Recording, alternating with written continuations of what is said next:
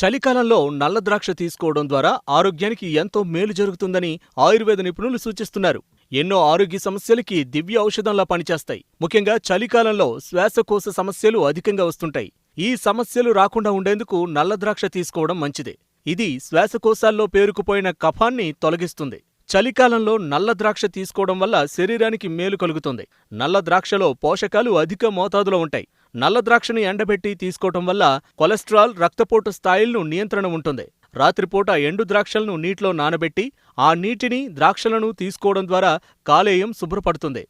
వీటిని రాత్రి మొత్తం నీటిలో నానబెట్టడం ద్వారా వాటి ఆరోగ్య ప్రయోజనాలు అనేక రెట్లు పెరుగుతాయి. ఎందుకంటే ఇందులో యాంటీ ఆక్సిడెంట్ల పరిమాణం అధికంగా ఉంటుంది. ఋతుస్రావం సమయంలో నొప్పిని తగ్గించడంలో కూడా నల్ల ద్రాక్ష సహాయపడుతుంది. ఎండు ద్రాక్షలో అధిక పొటాషియం స్థాయి రక్తం నుంచి సోడియంను తగ్గించడంలో సహాయపడుతుంది. నల్ల ఎండు ద్రాక్షలో ఫైబర్ పుష్కలంగా ఉంటుంది. ఇది మలబద్ధకం సమస్య నుంచి ఉపశమనం